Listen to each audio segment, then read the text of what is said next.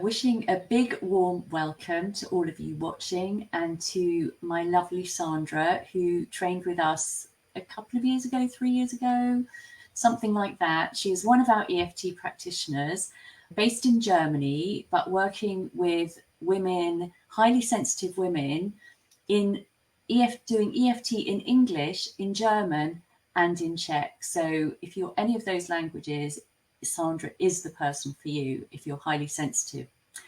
Now, I have to confess that I'm pretty ignorant about highly sensitive people, so please do explain it to me. What is a highly sensitive person, and how would I know if I am one?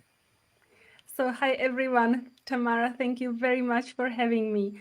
Yeah, it's no surprise that the term highly sensitive person is not very well known because in the past, highly sensitive people were hiding, or the society hid them under the term introvert.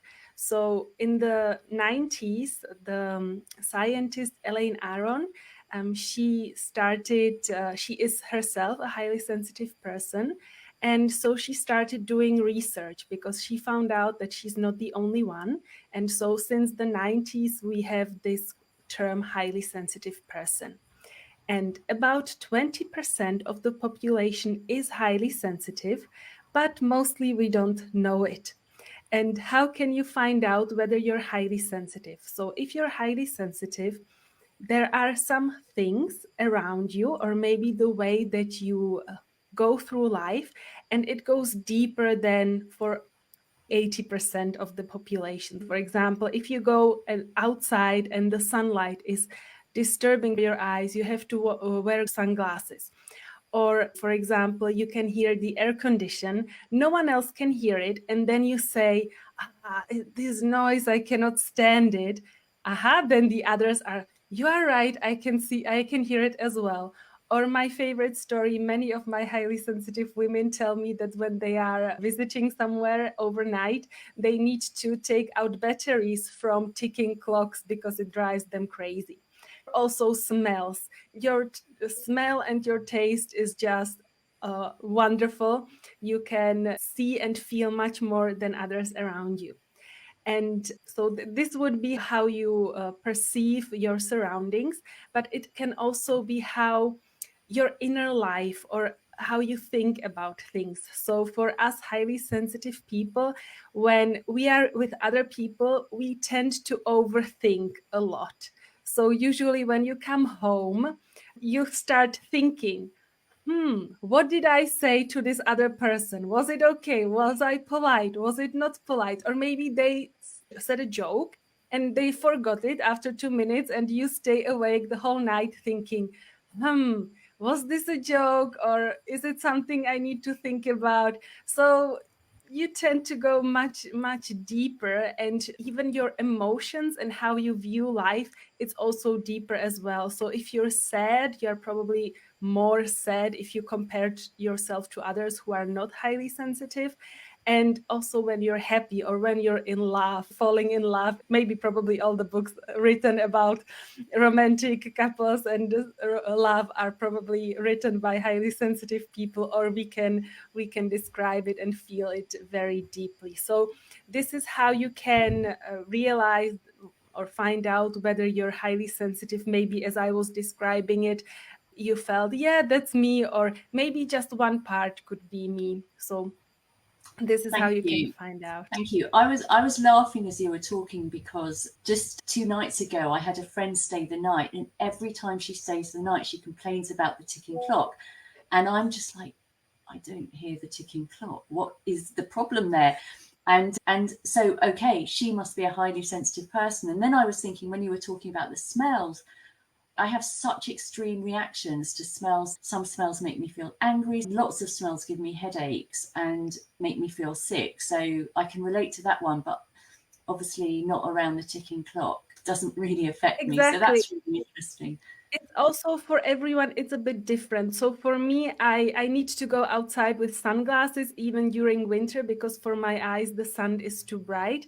But noises are not such a problem for me. But it's really good to know this about yourself, because what we tend to do, because we are highly sensitive and we view the world in a different way, we can very easily feel like there's something wrong with us, because, you know, then you are maybe ashamed or feel bad asking others, can we maybe do something about the ticking clocks or something. So it's good to know that there are some areas of your life where you need to be kinder and where you see, hear, or feel more than others. That's also made me start thinking, because 20 years ago I was way more sensitive to smells than I am now, and I'm wondering whether the EFT has changed my resilience to smells. I don't know what your thoughts are on that. This is what I have seen with my clients, because one thing you said before that I would like to point out, that when there are many different smells, it overwhelms you. And that's exactly what happens to highly sensitive people, not only with smells, but if there are too many people or too many tasks, or you get stressed at work because your colleague talks to you, your boss wants something from you, and so many things are happening that your system just cannot work with it, and it shuts down, or you are completely stressed and don't know what to do. And exactly, EFT is a wonderful tool to help us, because during EFT you finally can say, I feel this, something else bothers me, and you can voice it maybe for the first time ever. And as you're tapping, you're calming down your nervous system. And then later, maybe you find that the triggers that you had before, because it was too much, that you are calmer. Okay, so there is a ticking clock. Can I do something about it? Can I tell my colleagues to please shut the door or shut the window if it's too cold? And that way you learn better to voice your needs, and so that you can communicate them respectfully, so that it doesn't come to the point where you are overwhelmed and either you leave or you start yelling at everyone, because what else can you do? Your system is overpowered. So sometimes when you wonder what just happened, you are usually such a calm person.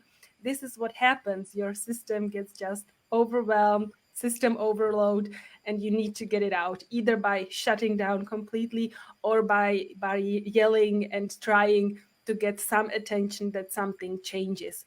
So she really helps that you first of all recognize these maybe triggers or maybe what's bothering you the most, and then also to calm your system and let it go, so that next time you feel much calmer during these situations. Thank you for explaining that. And I don't know if you can see the comments, but Maria has just said that she also was way more sensitive years ago, and she thinks EFT's really helped her as well. So that's lovely to hear. So I don't know if you've got anything more to add on the challenges of being highly sensitive.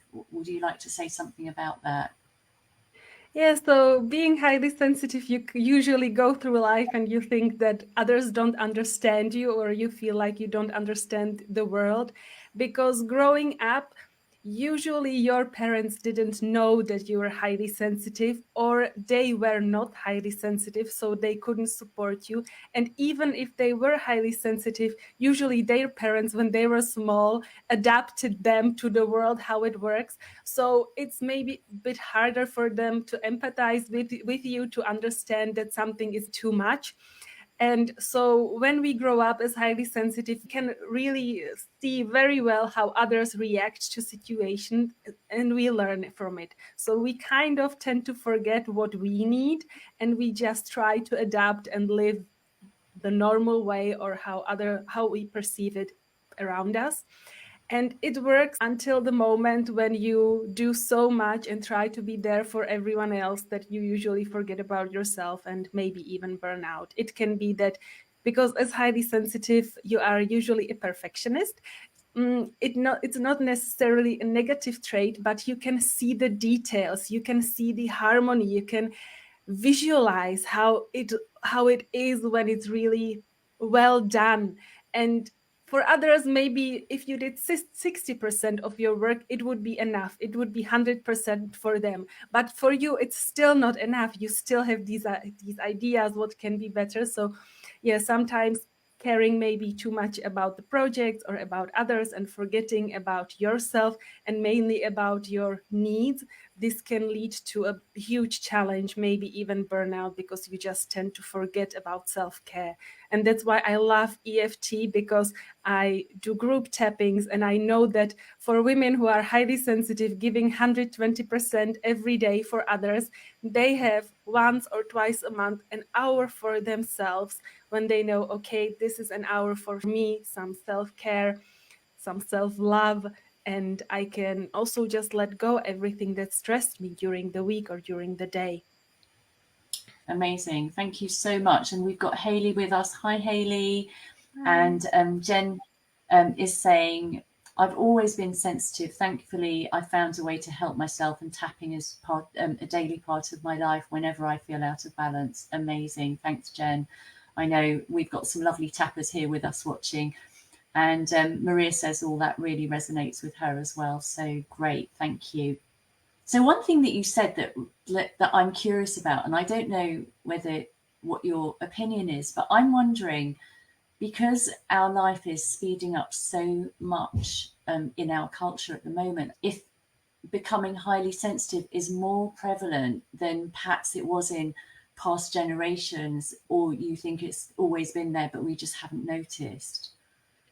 So there's interesting research around it. The percentage of the population stays about the same. So 20% of people are highly sensitive, same between men and women, although culturally it's more accepted by women to show their emotions and so on.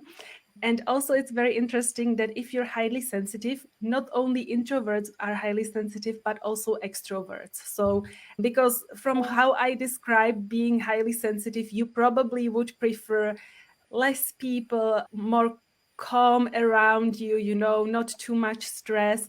And because this is very similar to the introverted parts of us or introverted people, but also extroverts can be highly sensitive.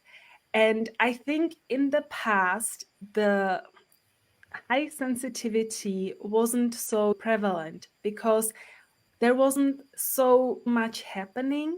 Of course, the life was very hard. People had so much to do, but usually you had enough sleep, because now you can stay up until 1 a.m. In the past, maybe you had a candle and could do a little bit, but usually you would go to sleep when the sun goes down and then wake up when the sun rises. And you would be outside probably a lot in nature. And I find that for highly sensitive people, nature is the best medicine. I go outside, I go for a walk, and I also tap, and I just have these benefits of calming down, you know, like when you're really angry and you cannot do anything about it, and you just go for a very fast walk and just tap through it, and that works wonders. So I think in the past, being highly sensitive wasn't maybe such a challenge as today, because today, even with your phone, you can get overstimulated so fast. And as highly sensitive people, it's a bit hard, because on one side, we need and we want this stimulation, we like it. Because I always imagine that when you're highly sensitive, it's a gift that I imagine when before we were born, we were all standing in a row in front of God, and he was like asking, so what would you like to take with you? And because sometimes there's a Czech joke, if you are, I don't know, not pretty or smart enough, they are making fun of you that you missed this row, or the person before you got more than you did. And then you're like, okay, so now I'm not so beautiful, blah, blah, blah. So it's just a joke. But I imagine for us highly sensitive people, you're probably standing there and saying, I want to experience everything. Like, do you have something that I can learn more and I can feel it really deeply and I can take it all in? And then we got this trait. Yeah, but others maybe don't understand, because we are experiencing in a maximum, basically. Yeah. Amazing. That's absolutely fascinating. And I think you're right. Like, I think we're just being overstimulated in our culture at the moment. We've got these mobile phones, we've got screens. We're being bombarded all the time with stuff, and it's so hard to have a still grounded, mindful life. And so I can imagine that, like you say, the percentage might be the same, but we're all being overstimulated. So I can imagine it being more of a problem now than perhaps it was before. And also, what maybe I would like to add is everyone is overstimulated, not just highly sensitive people, but because as highly sensitive, we tend to react more to everything. High sensitivity is such a good indicator. I would always tell bosses in companies, if your highly sensitive employees start quitting or burning out, there's something wrong with your company, and pay attention, because they are the first who feel there's something wrong. And if they don't catch it soon enough, then everyone else will follow. So sometimes it's really good if bosses knew or companies knew about high sensitivity and were just able to ask everyone, is everything okay? Do you have some recommendations? Maybe even when sitting in an open space office with 20 other colleagues, for highly sensitive people, that can be very challenging because there are so many voices you hear from others and so much happening around you. Amazing. Yeah, that makes complete sense. And I love that. I love using it as a barometer. And I think that's a really, really useful thing to hear. And we've just had hello from Thora as well. Lovely to see you here. Wonderful. So you kind of touched on the benefits of it. Is there anything else that you would like to add to the benefits of being a highly sensitive person? I think most of us first get to deal with the challenges, and as we unwrap this gift of high sensitivity, we realize how much there really is. So if you go outside, just use maybe mindfulness if you can, if it's comfortable for you, and just enjoy the views. Just stand in front of a flower and just look at all the colors. And many of my clients describe that as they start doing it, then maybe their partners who never looked at flowers before, it helps them to calm down, to stop, to appreciate the beauty in the smallest things as well. If you feel very overwhelmed or very strong emotions, then know that it will pass. And on the other hand, if you feel very positive emotions, then just enjoy it. And yes, I feel this. And you can come back to this emotion, like really be there as long as you can. Oh, that is so beautiful. I love that. I love just that sensitivity, that appreciation of nature, appreciation of the colors, the slowing down, the being present. I wonderful, and I'm sure that everyone watching can relate to that as well. So, if you are watching and you feel that you are a highly sensitive person, why don't you type in the chat the challenges that you have been experiencing, that from what Sandra's been mentioning, or maybe it's something completely different? Because what we're going to do in a minute, we're going to do some tapping, which Sandra is kindly going to lead, and it would be nice to have some information in there as well that you can use. If you're watching this and you haven't done EFT before, the invitation is simply to do what we do and say what we say. And if you don't like what we do or say, then simply don't do it. But if you do tap along with us, you agree to take responsibility for your own well-being.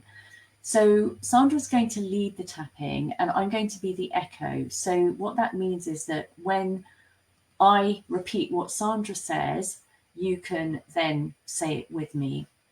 So shall I hand over to you then, Sandra? Thank you very much. Maybe, Tamara, I would ask you, when learning now about high sensitivity, what are your feelings, or what does your body say? How do you feel right now?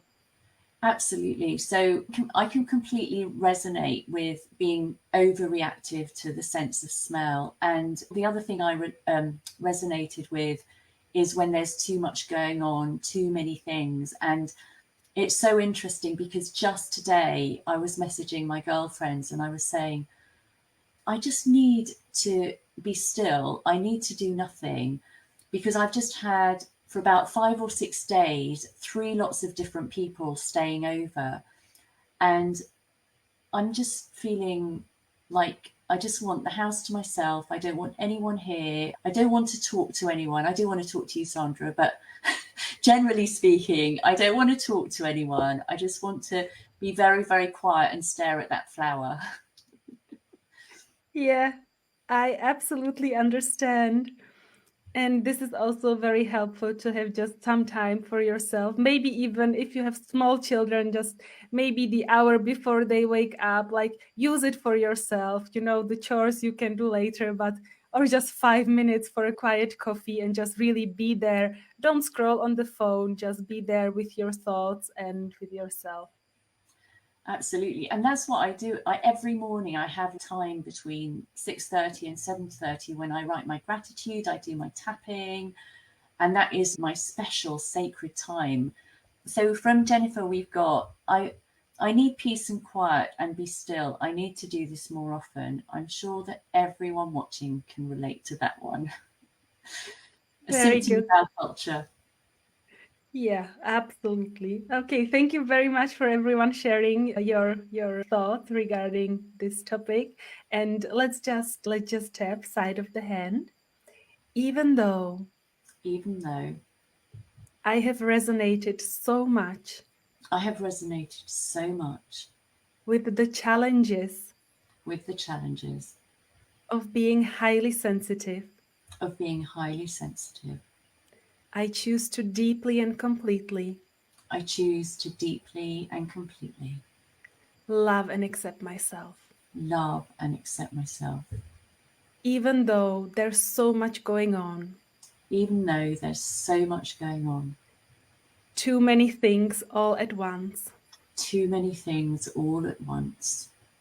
I am safe. I am safe. I am right here, right now, I am right here, right now, paying attention to myself, paying attention to myself, paying attention to my body, paying attention to my body, and allowing my nervous system and allowing my nervous system to calm down. to calm down. I am safe, I am safe, and I love and accept myself. and I love and accept myself, Even though I've had a wonderful time even though I've had a wonderful time getting into trouble with my friends getting into trouble with my friends or my family or too many projects, or my family or too many projects, and I just feel like I need to be still. and I just feel like I need to be still. I don't even want to talk. I don't even want to talk. Maybe talk during this tapping, but not more. Maybe talk during this tapping, but not more. I choose to deeply and completely I choose to deeply and completely love and accept myself. love and accept myself. Very good, top of the head. I learned that maybe I'm highly sensitive, I learned that maybe I'm highly, and it's not a diagnosis. and it's not a diagnosis. It's just a trait, It's just a trait. genetically given, so I didn't make it up. Genetically given, so I didn't make it up. There's a lot of research on it. There's a lot of research on it. Maybe I want to learn more, Maybe I want to learn more, and maybe I just need to listen to my body. and maybe I just need to listen to my body. I understand I understand that what's going on in my life that what's going on in my life and in my thoughts and emotions and in my thoughts and my emotions is absolutely okay. is absolutely okay. Sensitivity is a gift, Sensitivity is a gift, and sometimes I need time for myself, and sometimes I need time for myself, and that's okay. and that is okay. Others need it too, Others need it too, but maybe not as much. but maybe not as much. But they also don't experience But they also don't experience as much as I do. as much as I do. And how wonderful is it And how wonderful is it that I have this EFT tool, that I have this EFT tool, and just by gently tapping, and just by gently tapping, I can release all the stress, I can release all the stress, all those overwhelming feelings, all those overwhelming feelings, all those anxious thoughts, all those anxious thoughts, all this overthinking, all that overthinking, what others said or what I said. what others said or what I said. And instead, I can feel peaceful, And instead, I can feel peaceful, quiet, quiet, still, still, calm, calm, safe. safe. Right here, right now, I am safe. Right here, right now, I am safe. Very good. Take a deep breath in. Wonderful. Well Wonderful. done, everyone. Thank you. That was absolutely wonderful. And for anyone watching, I don't know if you noticed, but quite a few times I took a really big sigh, a really big deep breath. You probably noticed, Sandra, as a practitioner. And, that was a real sense of letting go of my system, really, really calming down. And I feel a lot calmer from that one round. And it literally couldn't have come at a better time, to be honest, because I'm laughing to myself. When I come off this call, I'm going to send this video to my friends who I was moaning towards because I was feeling so overwhelmed, because I think they can relate too. So that's really interesting. So for those of you watching, how do you know that EFT has actually made a difference? So you might rate the intensity before and after, but like so often we do, and you can rate the intensity of your overwhelm or stress or anxiety before and after. But if you haven't done that, other ways of checking are: have you been sighing a lot? Did you yawn a lot? Are you more tired? Are you feeling more energized? Sometimes there can be more lightness or heaviness or tingling, but all those are signs that the body has been releasing and recalibrating in a way. So do share in the comments if you felt anything. So Jennifer says, thank you. It's always good to be in a guided tapping. Wonderful. That's lovely to hear. Good. And anyone else, feel free to share in the comments. Sandra, that was absolutely delightful and wonderful, and really enjoyed chatting with you today. Thank you so much. So if people want to know where to find out more about tapping with you for highly sensitive women, where can they find you? So I think the easiest would be my YouTube channel. I call myself the EFT Fairy because I know my last name is a bit hard. So, and otherwise I have my website. It's my first and last name, so sandrawoiwode.com. So, but I think through the YouTube channel, it's the easiest way because you can tap along and reach out there. So, yeah. Thank you. And how can people find your YouTube channel? So just search in YouTube the EFT Fairy Sandra and it should come up. Fantastic. Well, thank you so much, Sandra EFT Fairy. It's been lovely spending time with you, and I hope everyone else watching has enjoyed it as much as I have. Thank you to much. everyone who was here and everyone who's watching later. It was wonderful. Thank you so much and have a great day. You too. Bye.